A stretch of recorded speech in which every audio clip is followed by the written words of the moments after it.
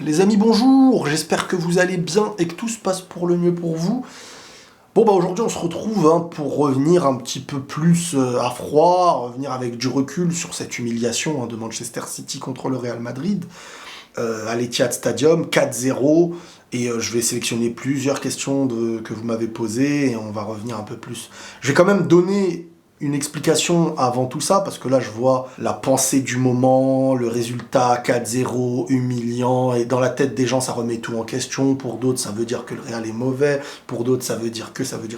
Je vais quand même mettre les choses en place, parce que cette vidéo elle va tourner autour de ça, au vu de globalement toutes les questions posées. Le Real Madrid a perdu contre la meilleure équipe du monde, face à une performance que je n'ai pas vue depuis l'ère Pep Guardiola au Barça. Ce match-là, tu t'es fait éteindre. Tes leaders n'ont pas pu lever la tête, ils n'ont pas pu maîtriser le ballon. Les plus grands joueurs de ton club se sont fait éteindre sur ce match-là. Ça a déjà eu lieu, le Real Madrid. On dirait que c'est la première fois pour certains qui se sont fait éteindre. Le Real a déjà mangé des 4-0, des 6-1, des 5-0, des manitas par le Barça, les rivaux. Pourtant, ton équipe, elle était incroyable. Ça a déjà eu lieu. Là, ta défaite, elle a lieu contre la meilleure équipe du monde. Sur une équipe d'une cohérence et d'un football proposé que je n'ai pas vu depuis je ne sais quand, en fait. Remettre tout en question, c'est pas avoir la bonne pensée. C'est être dans la pensée du moment, dans la pensée de l'instant. D'oublier tout ce que ces joueurs ont fait, cette année aussi. Et c'est de vouloir remettre en question tout, alors qu'il y a une semaine, vous ne remettiez pas tout en question. Donc sur un match, vous seriez capable de tout chambouler. Voilà un petit peu déjà mon entame. Et le fait de dire que beaucoup n'ont pas de recul vis-à-vis de cette équipe, parce que, comprenez bien, le Real aujourd'hui en Europe, pour la majorité, que ce soit les journalistes, etc., en Europe, niveau européen, c'était top 2 avec Manchester City. Pour une équipe qui se reconstruit, il y a 2 ans, la défense, c'était pas celle-là, c'était Ramos-Varane. Le milieu, dans 2 ans, n'existe plus. Benzema, dans 2 ans, n'existe plus. Cette équipe se reconstruit, et elle a rendu normal une chose qui est très rare, parce que quand le Barça se reconstruit, ils sont pas en Ligue des Champions. Quand City est en reconstruction, ou n'est pas à son meilleur niveau, tu les vois pas. Quand le Milan reconstruit, on a vu où ils étaient. Quand l'Inter n'était pas à son niveau, on a vu où ils étaient. Il y a que le Real, dans sa reconstruction, qu'on trouve à un niveau capable de gagner une Ligue des Champions et faire 2000 années d'après. Ce que je veux dire, c'est que, oui, humiliation il y a eu face à la meilleure équipe. Oui, c'est triste. Oui, ça fait mal. Mais ce Real Madrid, faut pas oublier qu'en 2 ans, ils ont gagné tout ce qu'un club peut gagner. Et quand je vous vois remettre en question, alors il y a une question en plus, elle revient sur la chance et tout. Je fais mon intro et on reviendra dessus plus en détail.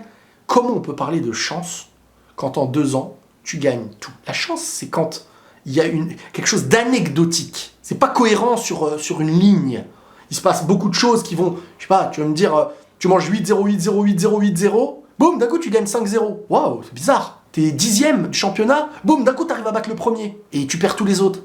Mais là on parle d'un club qui en 2 ans a terrorisé l'Europe, où les gens, même les ennemis se disent, purée, mais ils sont en train de perdre 3-0, ils vont peut-être remonter. Ils ont battu Paris en 8e, aller-retour, Chelsea en quart, aller-retour, City en demi, aller-retour, phase aller-retour, je dis pas ils ont gagné aller-retour, mais c'est pas facile aller-retour. Et la finale contre Liverpool, ils l'ont gagné. Ils prennent la Ligue des Champions, le championnat, Benzema et Ballon d'Or. Cette année, 8e, ils t'éliminent.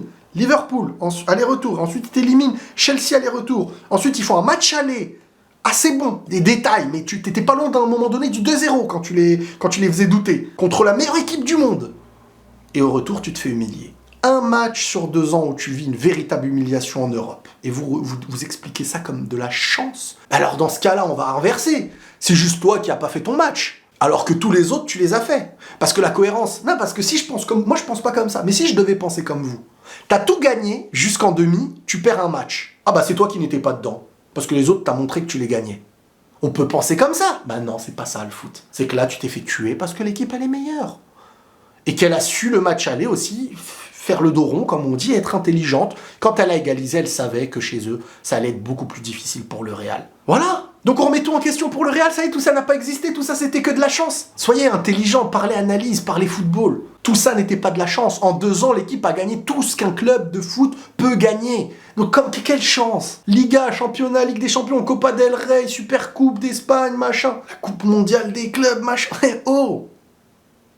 Donc voilà, maintenant, On va maintenant rentrer sur les questions de beaucoup de gens, je trouve, qui ne s'arrêtent que sur le présent et qui oublient toutes les grandes performances de tous les joueurs du Real de l'année dernière jusqu'à aujourd'hui, malgré l'échec Liga, qui est décevant. L'échec Liga, il est décevant. Alors certes, Barcelone a été totalement devant, mais le Real c'est un petit peu trop reposé sur le fait de « Oh, ok, on perd la Liga, mais il reste la Ligue des Champions ». C'est quelque chose qui mentalement ne les a pas fait se battre peut-être jusqu'au bout. Et ça, c'est un grand défaut. C'est pas digne d'un grand de penser comme ça.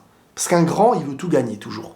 Chose que le Real a fait en 2 ans. Mais cette année, il fallait rester dans le mental de... Et c'est pas facile, hein, je vous l'accorde. Hein, on l'a toujours vu. En Modric, après son ballon d'or, il fait une saison, elle est moyenne. Hein. Bon, beaucoup de gens, et peut-être moi le premier, on dit, ça y est, maintenant, il faut penser à autre chose. Et il revient, et il revient, et il revient. Là, gars, tu perds un seul match, hein, tu perds 90 minutes. Sur 90 minutes, vous êtes en train de remettre en question des joueurs qui vous font encore rêver cette année. Et même dans des classicos, et même en Ligue des Champions. Et sur 90 minutes, parce qu'il y a une performance en face historique d'une équipe incroyable qui t'a tué, vous remettez tout à zéro. Bref. On va sélectionner, on va prendre maintenant les questions. Alors, Kroos, Modric doivent-ils arrêter? Voilà.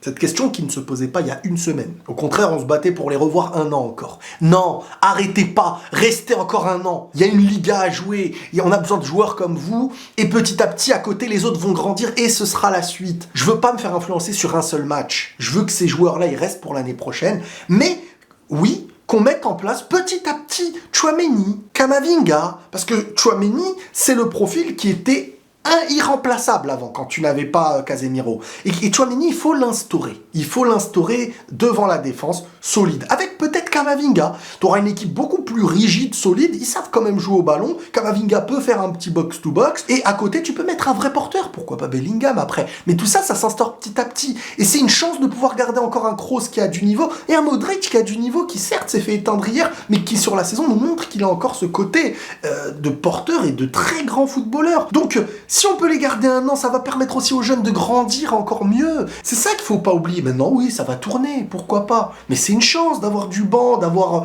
Regardez City, ça joue le banc. Salut Riles, es-tu d'accord sur le fait que peu importe la tactique, le coach, ce Manchester City était tout simplement une marche trop haute pour ce Real Madrid actuel? Au retour, à l'aller, tu peux les battre. À l'aller, tu peux les battre. Et si tu les bats à l'aller, psychologiquement, ils entament peut-être pas le retour de la même manière. Peut-être que toi, tu vises pas le retour de la même façon. Peut-être, tu sais pas. Mais sur le retour, ils t'ont éteint. Et je pense que si tu avais mis Rudiger à la place... Parce que c'est pas comme si Haaland avait gagné, avait marqué, avait perdu avait gagné tous ses duels et tout. Alors oui, il a eu des occasions, je suis d'accord.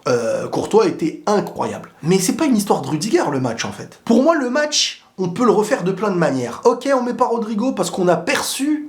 mais on peut pas percevoir à l'avance, mais là on a perçu qu'il a été inutile parce qu'ils se sont fait éteindre, donc les attaquants étaient moins visibles. Donc tu te dis, ok, ça aurait été mieux peut-être d'avoir un milieu en plus, peut-être Tchouaméni, d'avoir les 3 défenseurs, Rudiger, Alaba, Militao, en addition à Camavinga sur le côté et Carvajal, pour défendre tout le match et faire une Inter un petit peu contre le Barça. Mais qui pouvait prévoir que le Real allait se faire autant dominer et tuer sur le terrain? Donc en fonction de ce qu'on voit, on rechange le passé, d'accord, mais on peut pas, parce que si échec il y avait eu avec ce que vous proposez, vous auriez dit de mettre ce qui vient d'être mis, tout simplement. Et puis le Real a fait avec ce qu'ils ont fait. C'est l'équipe titulaire qui jouait dernièrement et qui réussissait globalement. Donc si tu joues pas avec ça, tu vas dire, ah mais ils avaient pas eu les automatismes, fallait jouer avec l'équipe habituelle. Si tu changes pas, on se dit, ouais mais contre City, fallait changer. À l'aller, les choses elles se sont pas si mal passées, tu marques en premier. Enfin voilà, vous voulez remettre tout en cause. Vinicius, ça y est, vous allez le remettre en cause alors qu'il fait une saison top 3 mondiale. Vous allez remettre en cause tout le monde. Prenez du recul, 10 minutes après le match, je comprends, on est tous énervés, mais maintenant un peu de recul, les gars. Tu fais trop une fixette sur Benzema, le Benzema de l'année dernière, tu l'as répété 500 fois, à un moment, faut arrêter de rêver, toujours demander le super-héros, il est humain, c'est pas un Marvel, il a rien nu à croquer. Vinicius et Rodriguez, catastrophique, Valverde, les gars, vous avez 5 ans et demi. C'est quoi ce commentaire, là? C'est une honte de me mettre un commentaire pareil. Rodriguez, Vinicius c'est nul, mais Benzema faut pas le critiquer. Arrêtez les gars, arrêtez, vous m'énervez quand vous faites les fanatiques à 2 balles comme ça. Je les kiffe tous, j'ai été les voir un par un la semaine dernière. Maintenant, oui, si on analyse les choses, c'est vrai que la justesse, ce match-là, si tu voulais le gagner, fallait une justesse digne de l'année dernière. Fallait que sur un centre tu marques. C'est pour ça que j'ai dit le Benzema de l'année dernière, là il te marque. Mais ça veut pas dire que c'est Benzema le fautif, non. Mais c'est sûr que Benzema dans ce match-là, dès qu'il touchait le ballon, Benzema, Modric, c'est des joueurs en fait qui bonifient le jeu dans la difficulté. C'est dur, on n'arrive pas à garder le ballon. Dès qu'eux touchent la balle, ça calme le jeu et les autres vont reculer et ça y est. Sur ce match-là, Benzema, Modric n'ont pas réussi. Vinicius n'est pas là pour temporiser. Vinicius, il est là pour percuter. Il est là pour déstabiliser. Donc, dès qu'il a le ballon, il va tenter. Mais quand tu cherches à déstabiliser dans une mare dominatrice adverse, tu ne peux pas y arriver. Alors maintenant, les gens vont faire des duels. Walker, Vinicius. Alors, Walker, excellentissime. Les petits instants où il fallait de la vitesse, il a su le mettre et tout, je dis pas le contraire. Mais je vous prends toujours l'exemple de, par exemple, Vinicius Araujo. Une mi-temps Araujo, il éteint Vinicius. Une mi-temps Vinicius, il éteint Araujo. Ce qui s'est passé, c'est pas que Araujo était meilleur que Vinicius sur une mi-temps et que Vinicius était meilleur que Araujo sur une deuxième mi-temps. C'est tout simplement un collectif qui prend l'ascendant une mi-temps et un collectif qui prenait l'autre ascendant sur la deuxième. Et dans ce match-là, les 90 minutes, une équipe qui a l'ascendant sur l'autre. Donc, toi, pour sortir un miracle, c'est hyper compliqué pour tout le monde. Sauf que dans ces moments-là, chaque joueur, on leur demande une chose différente. Et c'est vrai que Benzema ratait des passes qu'il n'était pas habitué. Modric ratait des passes qu'il n'était pas habitué. Des contrôles, parce que mentalement, ils étaient perdus. Ils se sont retrouvés dans des sables mouvants. Ils se sont fait éteindre dans ce match-là. Mais ça arrive. C'est le football. Le Real s'est déjà mangé des manitas, des 5-0 contre le Barça. Pourtant, c'était des monstres, les joueurs sur le terrain. Et ben après, ils se sont relevés, ils ont continué. C'est ça le football. C'est ça le football. Et c'est pouvoir dire à ton meilleur joueur, t'as pas été au niveau aujourd'hui. Mais ça s'explique, hein. Je suis pas là à dire t'es nul. Parce que vous comprenez, mauvaise performance par t'es nul. Vous êtes trop matrixé par vos réseaux. Vous êtes trop matrixé par vos duels à 2 balles 50. Parce que quand tu rates, ah il est nul, ah il va se faire vanner, ah non faut pas en parler. C'est ça qui me saoule avec vous. C'est qu'on peut pas dire ce match il a été mauvais, mais ce joueur je le kiffe, mais ce joueur il est trop fort, mais ce joueur il est top 3, mais ce joueur il est... C'est ça votre problème aujourd'hui. Vous mélangez analyse, défendre mes fanatiques, défendre ma photo de profil, pouvoir rivaliser face aux autres trolls d'internet et comment je vais être un troll et rentrer chez vous bien fort. Penses-tu qu'avec ce Benzema, on pourra aller chercher la Ligue des Champions l'année prochaine? Parce que t'as perdu contre la meilleure équipe et que t'as un Benzema, certes, qui ne fait pas la saison de l'année dernière, mais qui a un bon ratio but et qui revient en deuxième partie de saison avec confiance.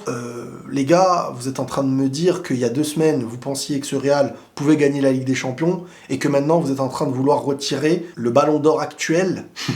Mais comme ça, genre, ça y est, c'est fini avec lui, on peut plus jouer. Tu vois, pourtant, regardez la cohérence. Je sais critiquer le match qu'il a fait, mais je sais aussi dire qu'il peut tenir encore au Real. Alors, oui, de moins en moins, peut-être... mais à côté, t'as d'autres joueurs qui grandissent. Vous voyez ce que je veux dire? Si t'as pas un Vinicius et que tu comptes uniquement sur Benzema, c'est très compliqué. Parce que Benzema ne peut pas prendre la profondeur, etc. Mais Benzema peut jouer avec des joueurs qui grandissent comme à côté.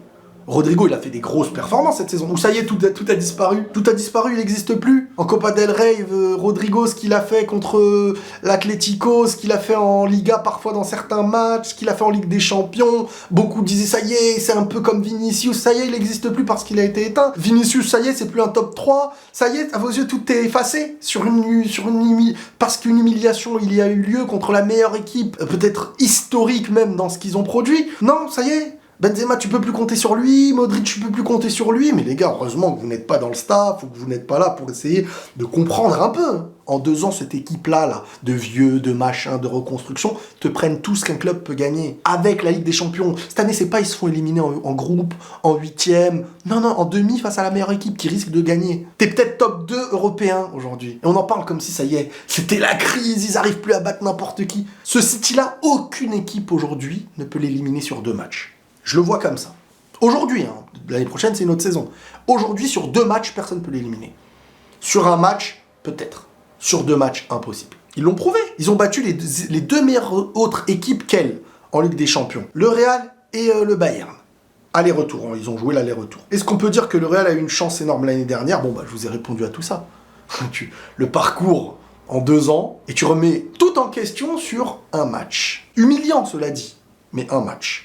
Quand tu es tenant du titre de ce trophée de Ligue des Champions, que tu as tout gagné en 2 ans, et on parle de chance. Je sais pas, la chance elle est belle, hein. Prenez n'importe quelle équipe, donnez-leur un peu de chance, et ils vont vous faire ça. Des équipes qui travaillent ensemble, dur et tout, vous êtes là à dire de la chance, de la chance. Réponds à une question, les Madrilènes négligent toujours ça. Ouais, c'est vrai que les Barcelonais, parce que je dis ça parce qu'il a une photo de profil Barcelone, les Barcelonais ne négligent rien.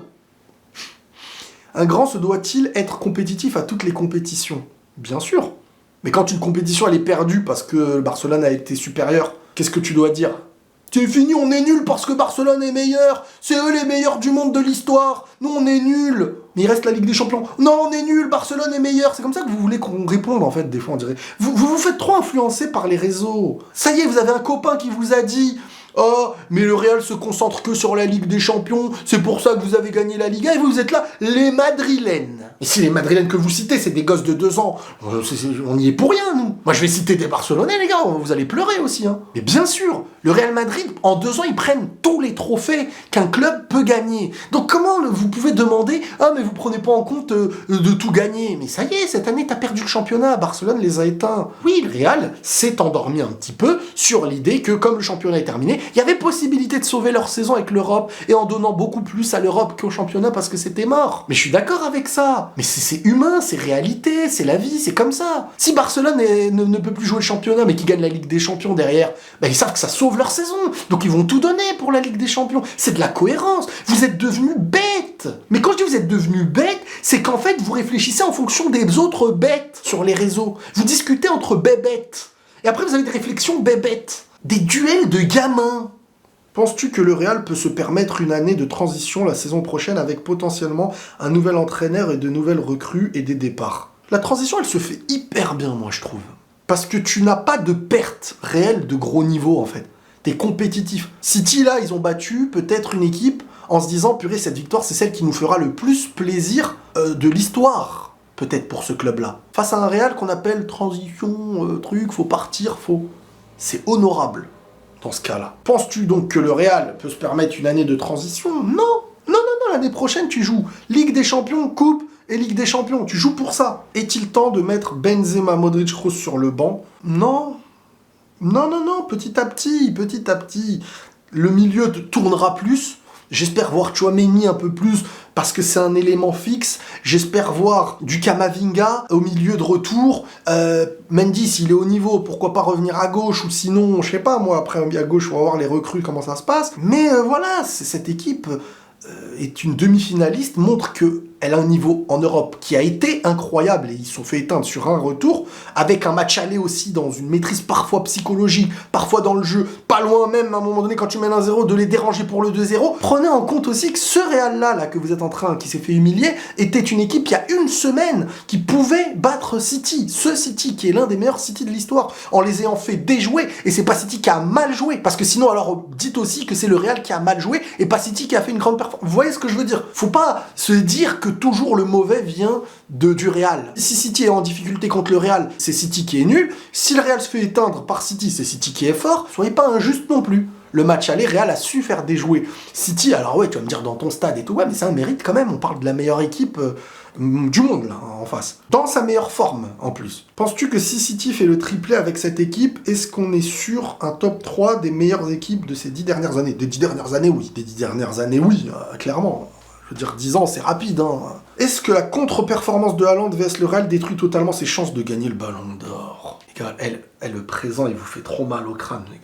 Donc si Haaland met un triplé en finale, tu vas te rappeler de ses ratés contre le Real, ouais. Les gars, vous m'impressionnez dans certaines questions, je vous jure.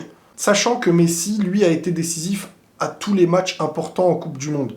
Oui, mais en fait, ce que vous êtes en train de dire, c'est que... je suis le premier à le dire que pour moi, Messi reste le favori numéro 1 actuellement au Ballon d'Or. Prenez bien en compte ce que je dis, parce que c'est des sujets délicats avec beaucoup d'entre vous. Messi, grâce à la compétition la plus importante de l'année, tous les 4 ans, la Coupe du Monde, qui fait une très grande Coupe du Monde, et qui la gagne en étant le meilleur joueur et décisif, est le favori numéro 1 pour le Ballon d'Or actuellement. Maintenant, je prends en compte les mots que tu me donnes. Et tu me dis, est-ce que la contre-performance... Pour moi, déjà, il n'y a pas une contre-performance.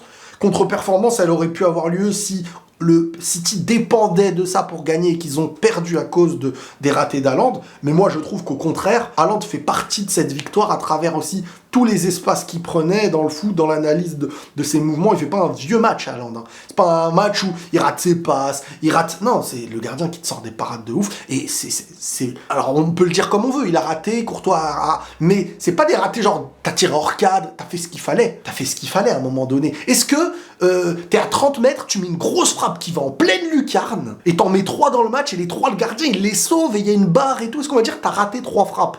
Et à cause de tes 3 frappes ratées, non, il a su prendre le dessus sur les appels, sur les têtes. Faut voir aussi ça la différence. Hein. Et les espaces qu'il a libérés et tout. Le jeu de City existe grâce à Haaland aujourd'hui. Ce jeu direct, ce jeu en centre, ce jeu qui fait en sorte que la défense ne peut plus défendre comme avant.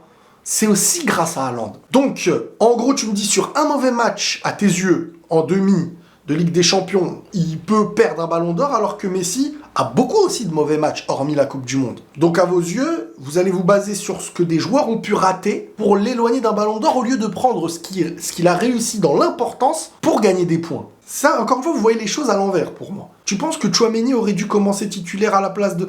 Ça, je vous en ai parlé dans... si un tel truc, on ne sait pas. Et ça ne change rien parce que tu joues avec ton équipe que le coach considérait être la meilleure et qui était la titulaire actuellement. Je vous dis, moi, il n'y a qu'une manière. Il y avait une seule autre chose à faire. Défendre à la Inter vs Barça de l'époque Mourinho. En te disant, ils vont nous tuer. Mais il fallait anticiper qu'ils allaient te tuer et faire une performance aussi légendaire. Ils perdaient aucun ballon. On dirait qu'ils avaient un glitch à un moment donné. C'est épuisant ce qu'ils ont fait. Salut Riles, le Real fait-il une meilleure saison que le Barça? Le Barça prend de meilleurs trophées cette saison que le Real, je suis d'accord. Maintenant, si on se base sur quel est le trophée qui a été le meilleur, Liga, c'est meilleur que Copa, il n'y a pas à dire. C'est un championnat toute l'année et tout. Mais attention à ne pas non plus être dans le jeu de... Parce que t'es un demi-finaliste de Ligue des Champions quand même, tu vois. Et c'est vrai que quand t'es sorti en groupe de Ligue des Champions et en Europa League, tu te fais éliminer très tôt, c'est une grande tâche dans ta saison. Maintenant, la saison, c'est très dur de l'analyser. Championnat, ils sont excellents, Barcelone. Mais tu te retrouves en étant éliminé en groupe et en étant éliminé en Europa. Le Real fait un bon parcours européen, demi-finaliste. Donc en Europe, le Real fait un meilleur visage. C'est vraiment pas par rapport au fait que je suis pour le Real. Le trophée majeur, un trophée majeur a été remporté par Barcelone. Mais on peut pas se permettre non plus de dire « Ah, ils ont flingué Real. Real, c'est une saison flinguée parce qu'ils sont... » Barcelone, il y a deux choses en fait. Il y a un côté très positif, un côté très négatif sur cette saison. Beaucoup d'entre vous, et vous étiez vous aussi en temps réel... Là, dans le moment présent, quand ils seront éliminés en Europa, vous estimiez tous que ça y est, la saison ne peut plus être réussie et tout. Moi, j'étais le premier à dire attention, quand même, il y a de la progression. Championnat, si vous le prenez, c'est un bon trophée. Je le disais. Mais de là, après, à vouloir jouer sur encore des débats d'internet, Barcelone, Real, qui fait la meilleure saison? Ça se mesure dans plein de choses, en fait. Tu peux pas arriver jusqu'en demi et de l'autre côté être éliminé en groupe et en Europa et venir te moquer de l'autre. Tu vois ça que je veux dire? Maintenant, c'est sûr qu'en championnat, le Barça a éteint le Real. Mais sur l'addition, t'as un côté où t'es demi-finaliste, tu perds peut-être contre le champion, en demi-finale surtout, avec un bon visage, t'as quand même fait... Ta saison, elle va jusqu'à fin mai, ta saison, elle a lieu. Et de l'autre côté, tu fais une saison très nulle en championnat. Donc tu sauves un peu ça avec la Copa, tu sauves un peu ça parce que sur 2 ans, tu gagnes tout. Mais c'est pas digne du Real. Voilà. Moi, j'ai envie de dire, cette saison, elle est pas digne du Real. Et le Barça est en progression. Et en progression en prenant un meilleur trophée sur l'addition que le Real. Parce que la Liga, c'est meilleur que la Copa. Mais le Barça a quand même une grosse faille cette saison. C'est en Europe ce qu'ils ont fait. Et le Real a une grosse faille, c'est ce qu'ils ont fait en championnat. Donc les deux ont une grosse faille. Sauf que Barcelone prend un meilleur trophée. Et sur ça, je suis d'accord. Maintenant, qui fait la meilleure saison? Une saison, elle n'existe pas que... En fait, il y a 2 lignes normalement. Il y a le championnat et l'Europe. Pour un grand club, tu te bases sur ces 2 choses-là. Si tu perds en quart, en 8e contre une équipe de ouf, mais quand tu perds en groupe et ensuite tu perds en Europa, ça s'allie aussi quelque chose. Donc c'est là où il y a beaucoup de choses à reprendre de chaque côté. Maintenant, voilà, Barcelone est quand même sur le moment où on les voyait dernièrement, dans une vraie progression à mes yeux. Et le Real, si on s'arrête que sur... C'est comme quand on regarde qu'un score. Si tu regardes panneau, fin de saison, Real gagne que la Coupe du Roi, tu te dis, ah ouais, et Barcelone gagne le championnat, tu dis, c'est mieux. Mais si on se dit, voilà, ce que je vous ai dit avec l'Europe et tout, ça se mesure différemment à mes yeux. Je n'ai pas trop suivi les commentaires des médias, mais j'ai vu tes vidéos, et sauf erreur, j'ai pas senti de doute sur le match retour, malgré le 1-1 du match aller. Ma question, est-ce que le passé récent en Ligue des Champions du Real a joué en leur défaveur psychologiquement? Jusqu'à aujourd'hui, ça joue en défaveur psychologiquement pour les adversaires. C'est juste que là, c'est le sportif qui a dépassé le mental, parce que le Real n'a pas eu de quoi avoir un peu d'adrénaline et de ne pas réussir à avoir mis en doute une seule seconde Manchester City, même si à l'aller tu as su les mettre dans le doute, mais au retour ils ne t'ont pas laissé une seule seconde, pas une miette, et une miette pour le Real c'est déjà énorme, et ils ne l'auront pas laissé. Donc ne pas avoir de doute, bah je sais pas, regarde les titres de mes vidéos, j'ai peur, je suis stressé, si j'avais pas de doute, j'aurais pas marqué ces trucs là. Donc bien sûr qu'il y avait des doutes, mais le match aller a été quand même un bon visage de City qui a été en doute, qui était pas loin même de pouvoir perdre à mes yeux. Mais le retour, ils ont fait du City à l'Etihad et ils méritent leur finale, ils ont été totalement dominateurs. Juste maintenant pour conclure cette vidéo, ne soyez pas que dans la pensée du moment, parce que le moment est synonyme d'une défaite où le Real a été écrasé. Donc à vos yeux, ça voudrait dire qu'il faut tout changer. Et c'est pas comme ça. C'est pas comme ça.